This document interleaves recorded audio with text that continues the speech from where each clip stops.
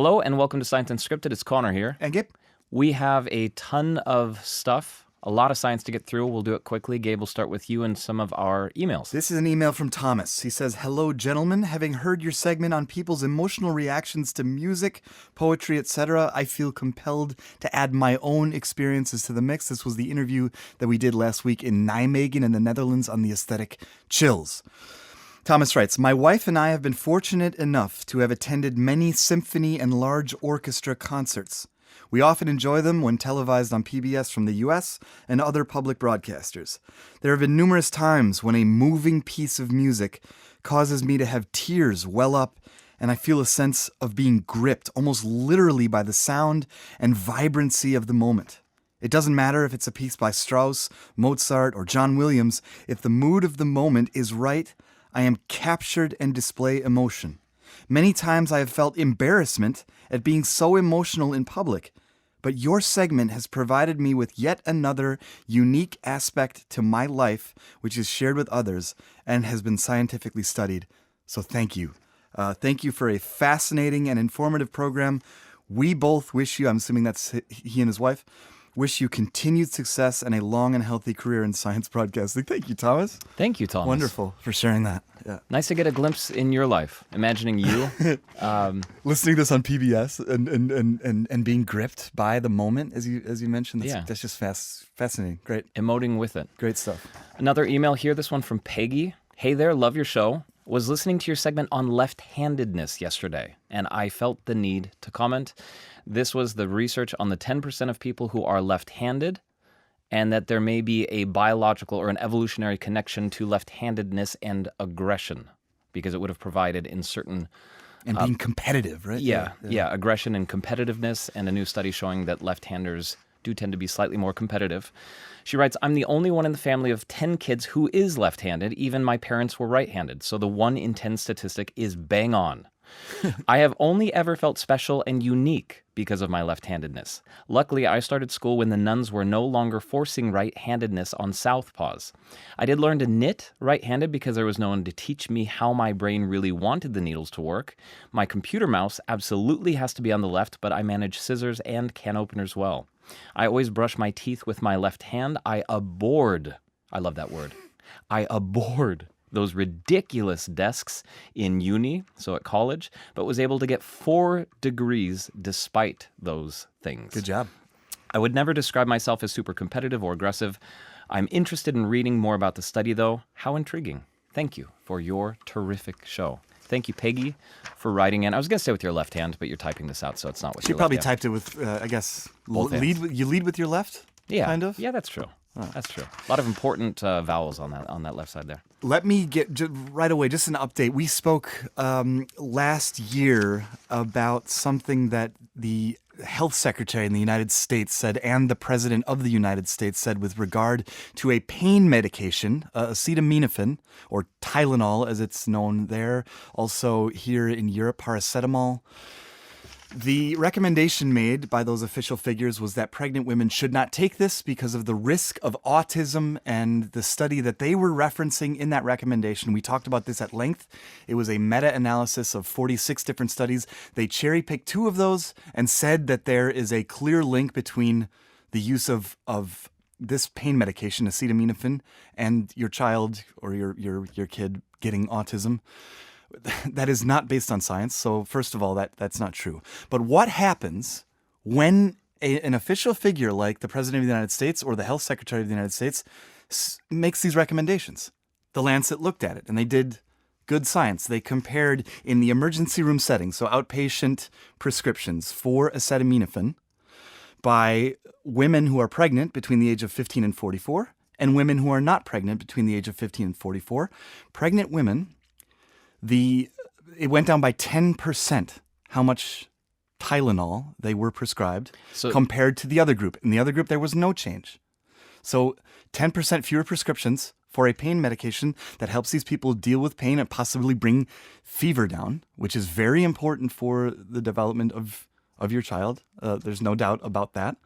And compared to the other group, no change. So when these recommendations are made and they're not based on rigorous science, they have an effect. That is the power of political influence when it is mixed together with medicine. This is also why just recently we talked on the show about similar messaging beginning to happen with SSRIs, antidepressants, and pregnant women, and how the evidence it's inconclusive. And that's the most important thing we can say, so that a similar drop doesn't unnecessarily happen, because that can have real consequences.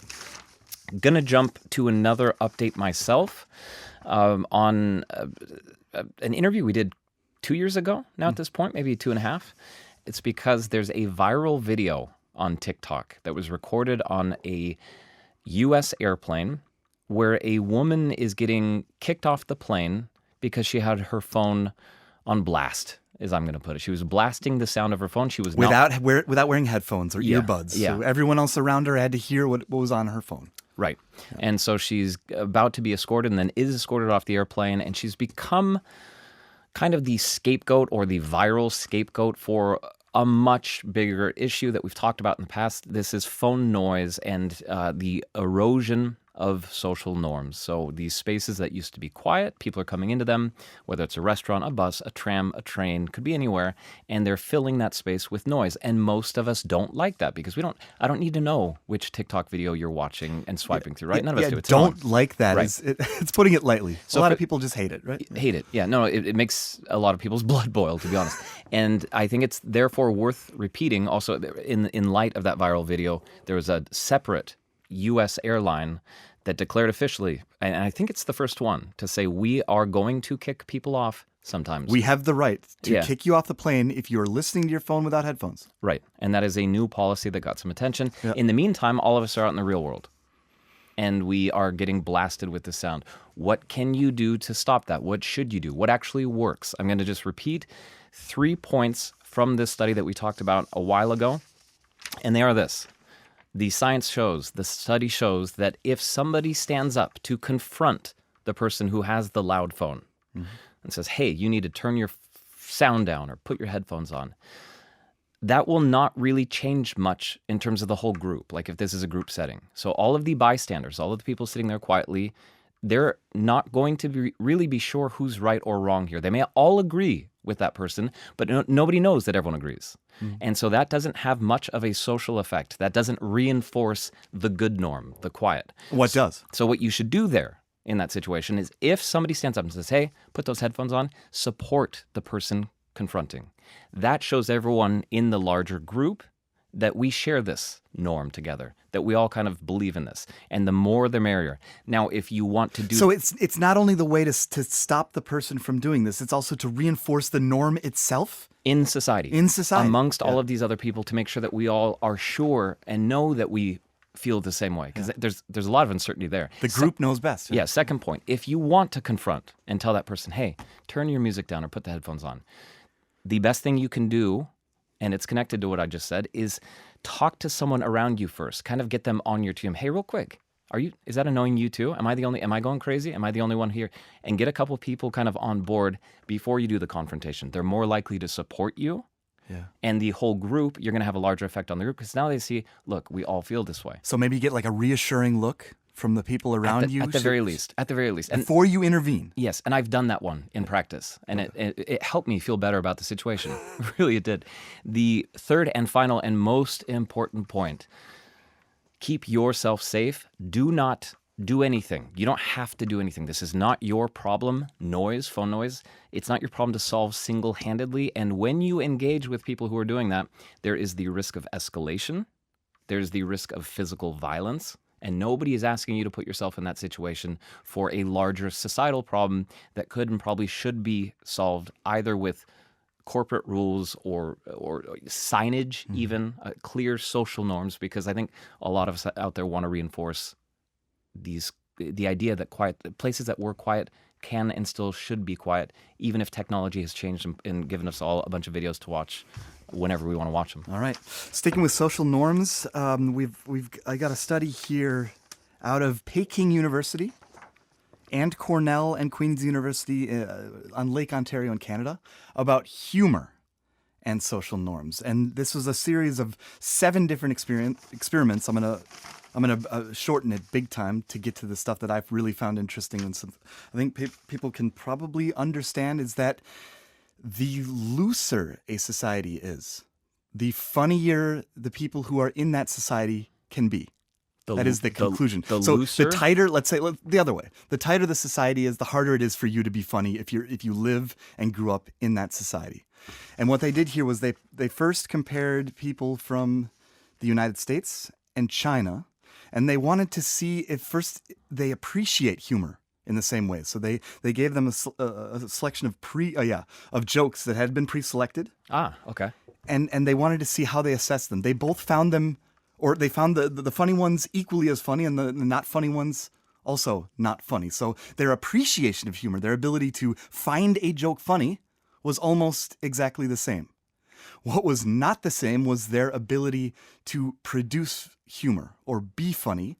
And how they did that was they showed them pictures and then told these people, write a caption about the picture you're looking at in the funniest way possible, and that is going to be judged by an objective, like outsiders who are not only in that culture. So a diverse jury looked at these captions. This is the quote-unquote New Yorker challenge, where you get a cartoon Exactly. drawing, and it's your job. There are actually competitions. It's your job to write. What is the funniest thing you can say about that picture? The American participants were way funnier than the Chinese. So although they both were able to find jokes funny, they couldn't produce humor to the same degree. The Americans were funnier. Although there, I would add a caveat, because as you were saying that, I can picture that task. I've tried it before. I submitted. There used to be a competition where you could try to win, I think, cash for being the funniest. Okay. And so I'm aware of the format. I'm aware of the feeling. I think I know where it should go. Whereas somebody who's coming in blind to that may not have. This may be a totally new cultural construct, if that makes sense. They wanted to include other cultures just to make sure that it wasn't just China versus America here. They included Norway, India, Germany, all those 3 known as relatively tight cultures compared to Australia and Brazil. The tight cultures were not as good at being funny as the looser cultures. And why that is, I mean, I guess you could say that possibly in those cultures, there's more of a punishment for making jokes. It's something you just don't do. And because you don't do it, you're not as good at it. It's harder for you to break transgressions if you're afraid of, I don't know, getting in trouble or possibly, incurring punishment. What's the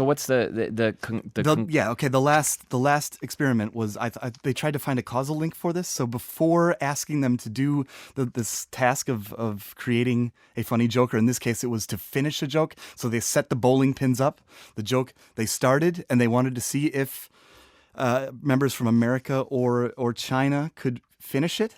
What they did before that was they primed them. Half of these groups were to read about a very strict society. So you're reading an excerpt about a society that's very strict, and the other group reads an excerpt about a society that's completely free. Is there a causal link? Can you prime people to be funny? And yes, you could. Absolutely. So you read about this free society where you can say whatever you want. You were funnier regardless of where you were from, China or the US. You were funnier if you're thinking about a free society than if you're thinking about a restrictive society where, for goodness sake, you can't say anything wrong. So there is, if it's at the front of your mind, there is a way to, I don't know, influence people's humor or make them funnier or allow them to be funny. Yeah. Hugely fascinating area of research.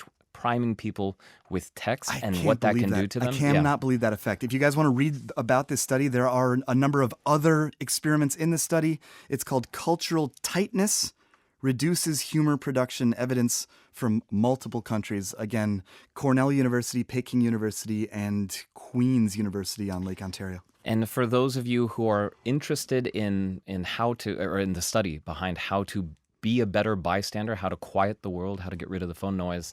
That study is called The Sound of Silence, the importance of bystander support for confronters in the prevention of norm erosion. And that's in the British Psychological Society Journal. Boy, we barreled through a lot today. You guys have anything to say on anything we've said? As always, let us know at su@dw.com.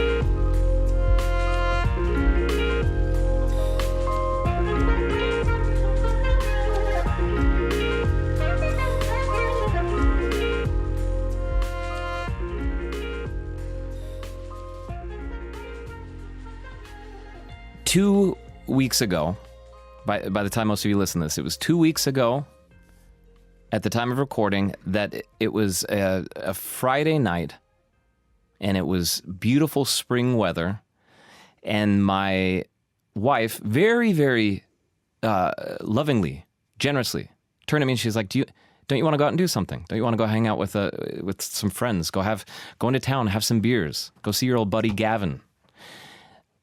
And I said to her, I would love to do that. And I did end up doing it the next day. But I said, I would love to do that. I'm too tired. The whole idea of going out and doing that and then feeling the results I'm too tired for that. And she turned to me and said, oh, right. I think you probably have spring fatigue. Fatigue because of the spring. It has been really wonderful, the weather here. It has. In Germany.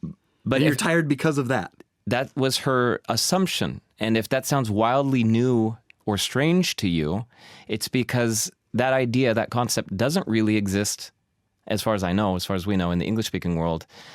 But Germans wholeheartedly believe in it. And now, finally, we have a study out of Switzerland on whether or not it's true. Science Unscripted. I'm Dr. Christine Blumer. I'm a sleep researcher at the University of Basel and the Psychiatric Hospital of the University of Basel. And I've recently published a study on a phenomenon we call spring fatigue. Christina, for our listeners around the world who may not know what spring fatigue is, could you fill us in right at the beginning here? Yeah. So spring fatigue is a phenomenon that we see in the German-speaking countries, so Germany, Switzerland, and Austria. And people say, well, I'm tired, I have a lack of energy, and yeah, that's what I feel specifically during spring. Right. So I'm feeling slower, like right at the period of the year where I feel like a lot of people in the English-speaking world would say, I'm rejuvenated, I'm full of life, everything's blooming, I want to go outside. In the Germanic world, people say that the opposite happens, that they're tired and they want to sleep. Yeah, it's weird now. I also thought, well, the German people always need something to complain about. Because, I mean, what we would expect is that, yes, people go outside, they enjoy the sun, and they're just glad that the dark season is over. You were looking into this phenomenon that 50% of people in Germany, at least, say they have. What exactly did you find out?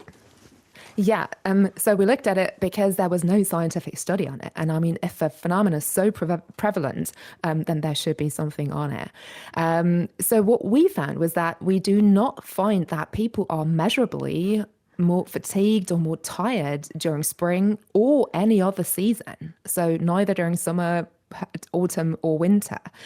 And our interpretation is that this is much more of a cultural phenomenon affecting the way we perceive symptoms rather than actually affecting our fatigue levels. So how did you conduct the study then? Was it survey-based, or were you relying on previous surveys that just asked people, how energetic are you today? And that was asked across the board 365.25 days a year, and then you found out there that it was roughly the same energy levels? Or how'd you do it?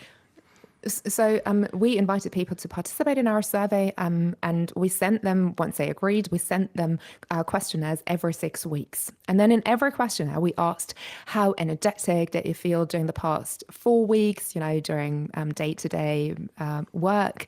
How fatigued were you? How well did you sleep? How much did you sleep? To really catch the phenomenon. And what we then in the analysis saw was that there was no single period in time where people were more fatigued than any other time. So what is the basis then for a German person right now? Because the weather has been phenomenal the last couple of weeks. Absolutely, yeah. If I'm a German person right now and I'm saying I've got this spring fatigue, what is going on with that person? When you said that it's cultural, what does that mean? Mm-hmm. Yeah, so this is the discrepancy we have to explain, right? Almost 50% of our sample saying I identify as someone being affected by spring fatigue, but then we cannot measure it. So our explanation is that it's a cultural phenomenon. We could also say it's a psychological phenomenon where attention to the symptoms plays a huge role. But at the same time also, this word, which in German we call Frühlingsmüdigkeit, or in English, spring fatigue, that word exists, and that allows people to describe how they feel as compared to other seasons. And all in all, that then leads to or shapes the perception of symptoms and leads to people saying, I'm affected by spring fatigue. Is there possibly a psychological component reflects something real? And what I mean there is that these last couple of weeks where the weather was beautiful, I began to kind of pay more attention to my energy levels because I felt like I should be out there enjoying it. And then on the days where I didn't have that energy to go do it, I noticed it more than on a dreary, gray, drizzly day where I think, yeah, it's fine to lay on the couch and drink a cup of tea and do nothing, right? Could that be connected to it? That could well be, yeah. The phenomenon which you just described is what we call cognitive dissonance. It's a well-described phenomenon in psychology, and it describes a situation where a person, for example, thinks, I should go outdoors, I should maybe do sports again because the weather is so nice, but I don't really feel it. It doesn't match my energy levels. And to reduce this cognitive dissonance, because these two levels don't match, they look for an explanation. And I mean, spring fatigue is a perfect explanation and the perfect excuse for not having to go outdoors and, make use of the nice weather and the sunshine. And I suppose I looked kind of internally there at how the human brain might be dealing with this. What about the externals that are very real and measurable? Increased pollen levels, lots of people sniffling, sneezing, headachy, possibly taking antihistamines. I mean, that would make you sleepy as well. But couldn't there... Yeah. Or to phrase it differently, wouldn't it be surprising for that not to have an effect on energy levels? The issue here is that, so we don't find this effect. So in the first place, there is nothing to explain. And what really struck me also when I was researching some time ago about this phenomenon is that you find all these potential explanations out there, but there was no single study that ever looked at whether this phenomenon exists. When you say that the word spring fatigue gives Germans or German speakers kind of like an excuse, or it justifies them talking about how tired they are, could this be like a wake-up call for mental health researchers that a lot of Germans are just really tired or depressed or just they aren't feeling great? Could that be what's going on? In our sample, people were all the time relatively fatigued. We don't really know where that comes from, but it is interesting to see. What I would recommend is, or what I think maybe we could use this result also for, is really a wake-up call in terms of don't explain those symptoms away by just spring fatigue, but do pay attention to the symptoms. And if you feel that they are burdening, then do see a doctor. One thing that kind of jumps out at me about your work here is that there was no drop in fall or winter. Isn't that that's the classic period where people say I'm lethargic, I'm especially kind of the gray January, the gray February. You can't come out of your this cocoon that you developed over winter. People there are equally as energetic, or they describe themselves that way in surveys, as summer.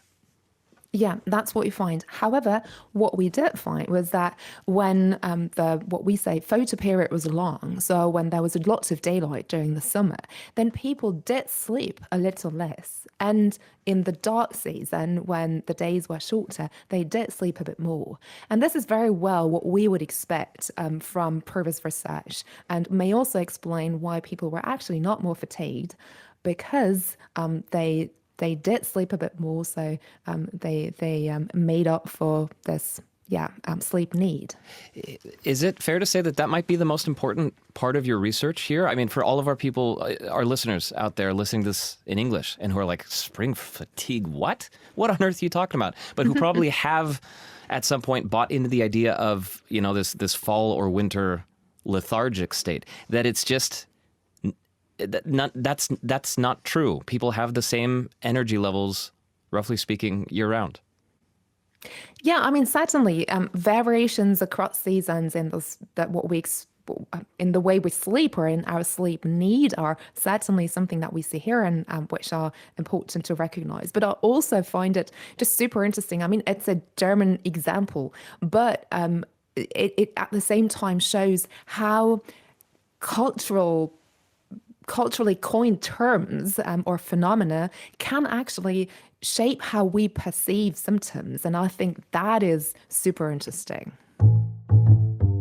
That was Christine Blumer speaking to us from Basel, Switzerland, where she is a sleep researcher, but she's also a podcaster. And if you know German, Überschlafen is the podcast if you want to listen to that. It's in the German language. Deutschlandfunk Nova is where she publishes that. And I'll just say again, what I think the most important takeaway for me from that whole discussion was, it's that we tend to have the same energy levels year round. And again, survey-based, right? That's not the same as measuring what people actually do in their day-to-day lives, how many steps they take, how many times they exercise per week. That's not. It is different, but if you ask people, hey, where you at energy-wise, that's going to hold stable throughout the year, which for me feels really great, because I did not believe the German spring fatigue thing really, truly deeply in my bones. But the idea that in the winter period you stop, or not stop doing things, but your energy levels drop, that I would have said yes to, just intuitively. Yeah. For a bit of perspective, I remember an email that was sent to us from the plains in Saskatchewan, where we have a miner who spends his days 2.5 kilometers underground. So when he's on the day shift, he doesn't see any light.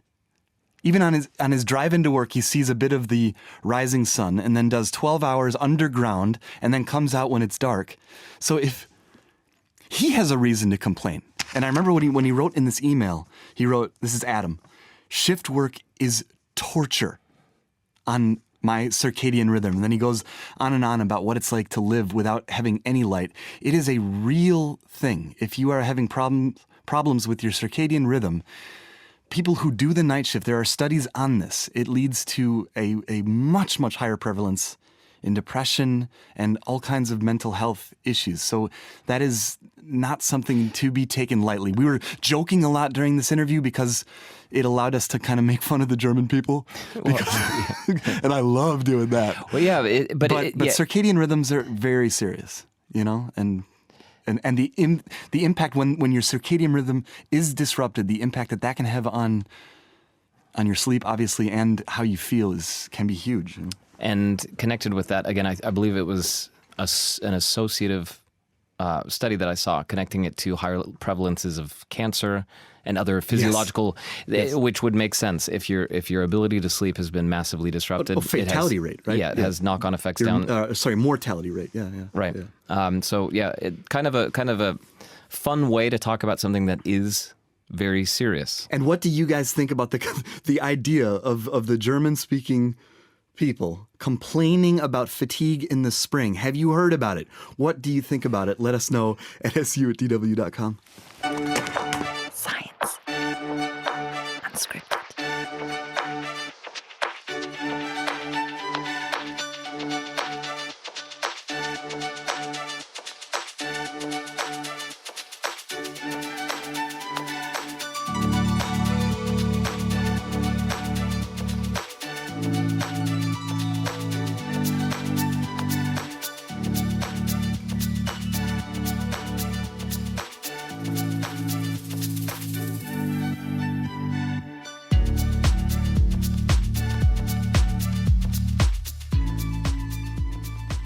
DW, made for minds.